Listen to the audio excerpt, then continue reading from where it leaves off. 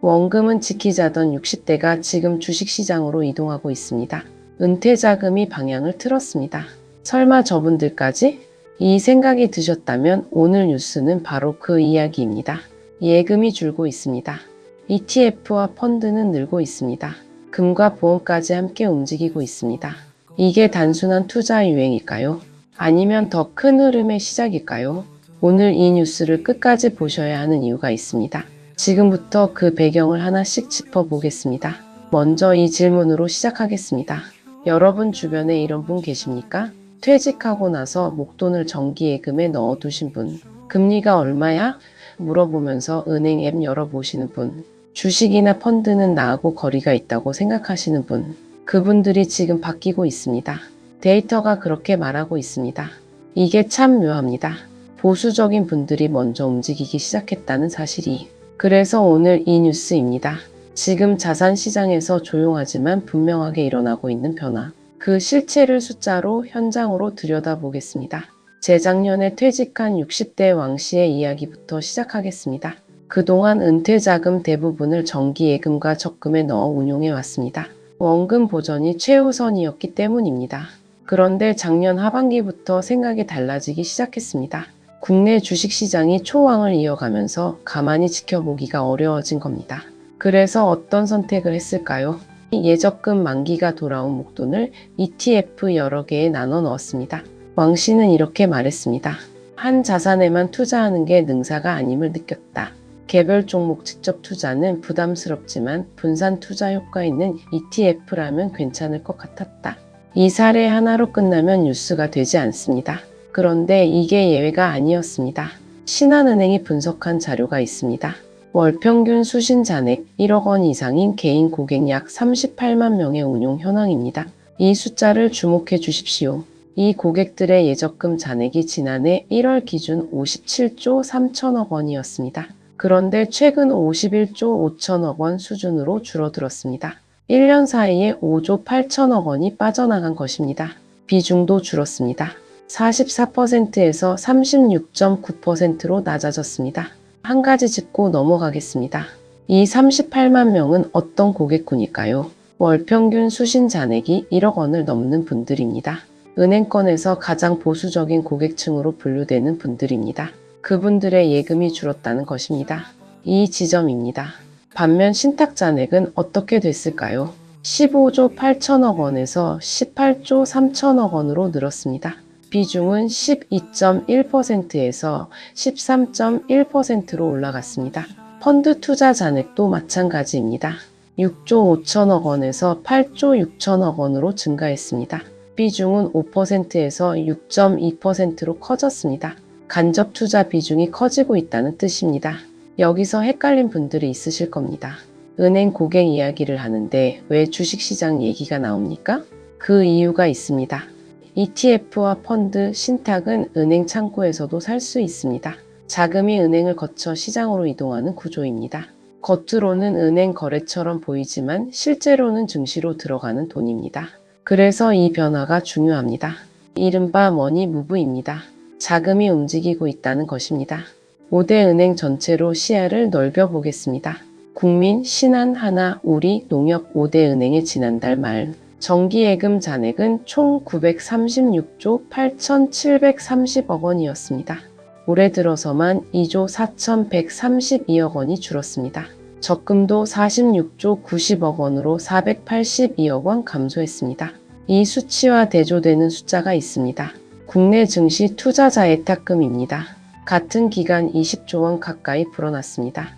이달 24일 기준 107조 9,032억 원을 기록했습니다. 예금은 줄고 증시 자금은 늘었습니다. 방향이 바뀐 것입니다. 이 지점입니다. 더 눈에 띄는 변화도 있습니다.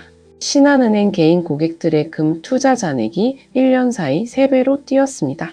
지난해 1월 4천억 원이던 것이 올해 1월 1조 2천억 원으로 늘었습니다. 방카슈랑스, 즉 은행에서 판매하는 보험 투자 잔액도 평균 8조 7천억 원으로 1조 8천억 원 증가했습니다.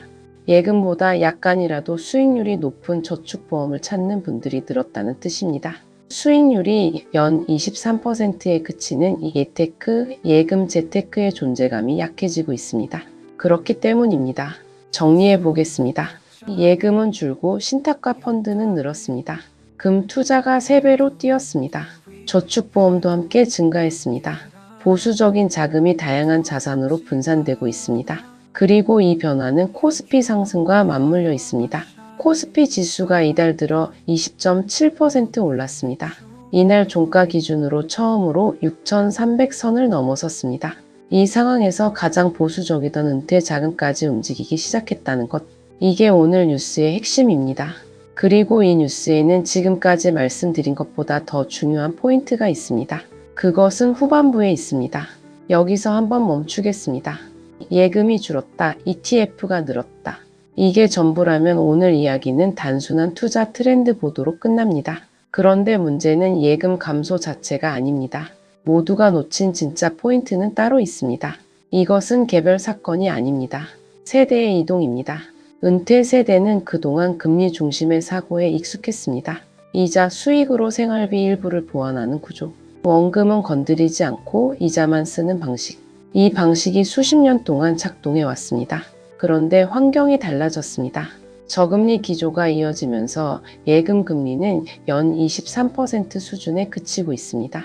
여기서 이자 소득세를 떼고 물가 상승률을 고려하면 실질 수익률은 더 낮습니다. 어떤 해에는 사실상 제로에 가까울 수도 있습니다. 이 상황에서 주식시장은 어떻게 움직였을까요? 코스피는 불과 이달 한 달 사이에 20%가 넘게 올랐습니다. 6,300선을 처음 넘어섰습니다. S&P 500과 나스닥을 추종하는 글로벌 ETF들도 고점을 경신해 왔습니다. 이 두 숫자를 나란히 놓으면 어떤 심리가 생길까요?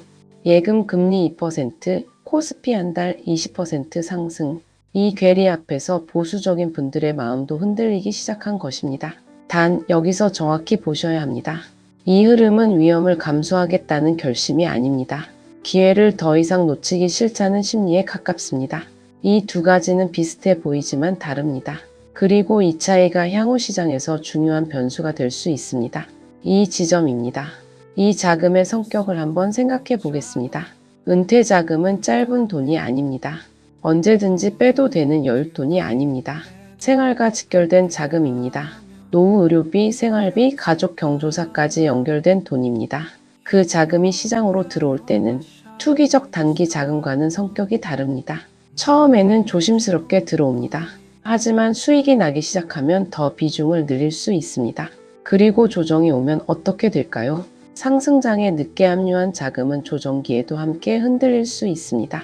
그리고 그 자금이 생활 자금과 연결되어 있다면 흔들림의 무게가 다릅니다. 그렇기 때문입니다. 한 가지 더 있습니다. 시장 관점에서 이 흐름을 보면 의미 있는 신호가 있습니다. 보수적 자금이 시장에 들어오는 것은 통상 상승 사이클의 후반부에 나타나는 현상으로 해석되기도 합니다. 조기 투자자들이 수익을 실현하는 시점에 뒤늦게 합류한 자금이 유입되는 패턴입니다. 물론 이것이 고점의 신호라고 단정할 수는 없습니다. 시장은 예측이 아니라 흐름을 읽는 것입니다. 그리고 지금은 그 흐름을 읽어야 하는 순간입니다. 금융권 관계자는 이렇게 설명했습니다. 증시 화랑세와 저금리 기조가 지금처럼 유지된다면 은행 고객들의 예적금 투자가 더 줄어들 수 있다. 이 말은 달리 보면 이렇게 읽힙니다.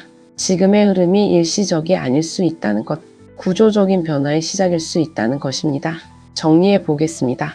예금 일변도에서 분산 구조로, 보수에서 선별적 위험 감수로, 한 자산에서 여러 자산으로 이 세 가지 변화가 동시에 일어나고 있습니다.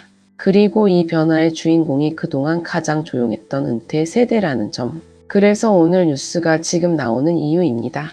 시장 고점 논쟁이 커지는 시점에 가장 보수적인 자금까지 합류하기 시작했다는 것. 이것은 한 번쯤 생각해 볼 장면입니다. 오늘 이야기의 핵심을 한 문장으로 정리하겠습니다. 은퇴 자금도 움직이기 시작했습니다. 이 흐름이 기회일지 변동성의 예고일지는 시간이 말해줄 것입니다. 다만 분명한 사실 하나는 있습니다. 자산 환경이 달라졌다는 것입니다. 예금 이자만으로 물가를 이기던 시대는 사실상 지나갔습니다. 그 자리를 어떻게 채울 것인지 각자의 상황에 맞게 판단해야 하는 시점이 됐습니다. 오늘 뉴스를 보시면서 이런 생각이 드셨을 수 있습니다. 나도 예금이 대부분인데 ETF는 알겠는데 뭘 얼마나 넣어야 하지? 지금 들어가면 너무 늦은 건 아닐까? 이 질문들은 개인의 상황에 따라 답이 다릅니다. 그래서 오늘 이 자리에서 특정 방향을 권하지 않겠습니다. 다만 오늘 뉴스가 드리는 질문은 하나입니다. 여러분의 은퇴 자금 혹은 노후를 위해 준비 중인 자금은 지금 어떤 비율로 배치되어 있습니까? 그리고 그 선택은 현재의 금리 환경과 자산 시장의 흐름을 충분히 반영한 선택입니까? 이 질문 하나를 오늘의 마무리로 드립니다. 다음 시간에는 이어서 들여다보겠습니다. 은퇴 자금에서 현금성 자산과 시장성 자산의 비율을 어떻게 생각해야 하는지, 그리고 지금 같은 상승장 말기에 자금을 어떻게 해석해야 하는지 좀 더 깊이 살펴보겠습니다. 구독과 좋아요는 한 번 더 생각해 보게 만드는 힘이 됩니다. 오늘도 행복한 하루 되세요. 감사합니다.